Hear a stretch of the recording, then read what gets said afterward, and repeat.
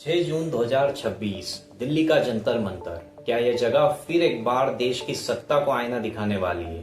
पिछले कुछ हफ्तों से सोशल मीडिया से लेकर सड़कों तक एक नाम चर्चा के केंद्र में है, cockroach Janata party CJP. NEET scam, CBSE कॉपियों में गड़बड़ी, एसएससी व सीयूईटी की गंभीर लापरवाही और सरकारी भर्तियों के बिगड़ते कैलेंडर ने देश के युवाओं में गहरा आक्रोश भर दिया है।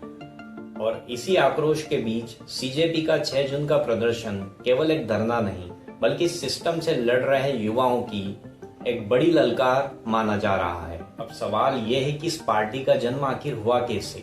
यह कोई अचानक शुरू हुआ आंदोलन नहीं है। इसकी शुरुआत उस ट्रिगर से हुई जब परीक्षाओं में लगातार हो रही धांधलियों और पेपर लीक के मामलों ने छात्रों का धैर्य जवाब दे दिया। 15 मई 2026 को मुख्य न्यायाधीश सूर्यकांत की टिप्पणी के बाद सोशल मीडिया पर कॉकरोच शब्द को लेकर बहस छिड़ी।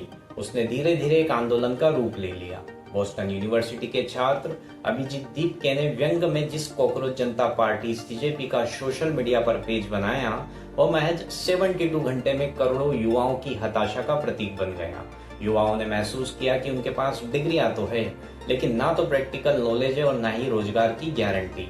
जब कॉलेजों व विश्वविद्यालयों की भारी भरकम फीस भरने के बाद भी उन्हें अनुभव या स्किल की कमी कहकर सिस्टम द्वारा नकारा जाने लगा, तो यह हताशा एक संगठित आक्रोश में बदल गई।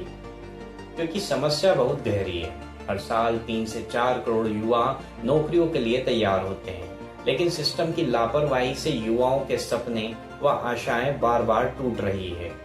सीजेपी ने इसी दबी हुई हताशा को आक्रोश का प्रतीक बना दिया है, क्योंकि सीजेपी के अनुसार कॉकरोच वो कीड़ा है जो कभी दबता नहीं, मरता नहीं और हारता नहीं। प्रदर्शन से पहले सीजेपी की दिल्ली में हुई प्रेस कॉन्फ्रेंस में उन्होंने साफ किया कि यह किसी विदेशी ताकत या देश के विपक्षी दलों का नहीं, बल्कि एक स्वतंत्र युवा राजनीतिक आंदोलन है, जिसका मकसद सिस्टम से परेशान युवाओं को एकजुट करके शांतिपूर्ण ढंग से अपनी आवाज उठाना है।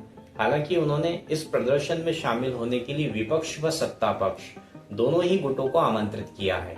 अब तक सोशल मीडिया पर से अपनी बात रखने वाली सीजेपी ने प्रेस कॉन्फ्रेंस करके अपना स्टैंड और भी सख्त कर दिया है। सीजेपी के संस्थापक अभिजीत दीपके 6 जून की सुबह 8 बजे दिल्ली एयरपोर्ट पर लैंड करेंगे।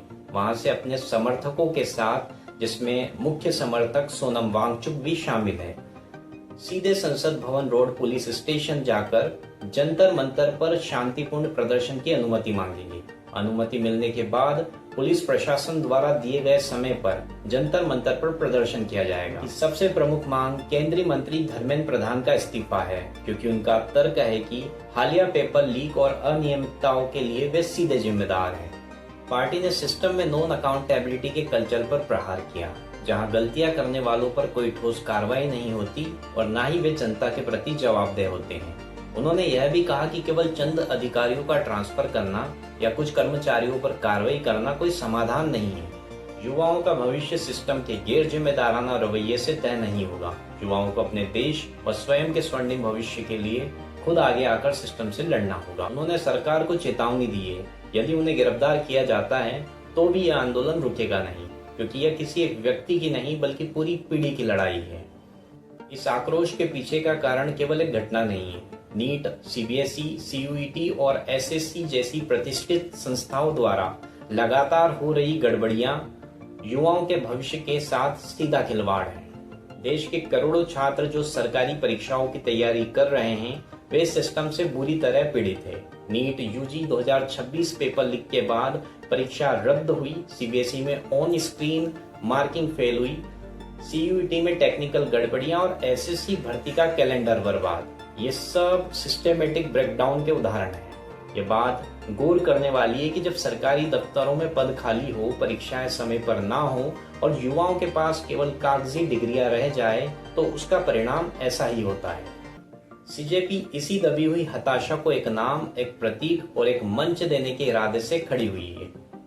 इस प्रदर्शन को लेकर समर्थन का दायरा तेजी से बढ़ रहा है। रेमन मैग्सेसे विजेता देश के प्रख्यात शिक्षाविद सोनम वांगचुक का इस प्रदर्शन को समर्थन देना इसे एक अलग ही गंभीरता दे रहा है। उन्होंने कहा है कि अगर 5 जून तक इस्तीफा नहीं हुआ तो 6 जून को वो खुद दिल्ली आएंगे।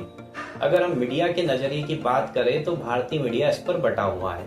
एक वर्ग इसे अनुशासित युवा आंदोलन देख रहा है तो दूसरा इसे राजनीति से प्रेरित बता रहा है।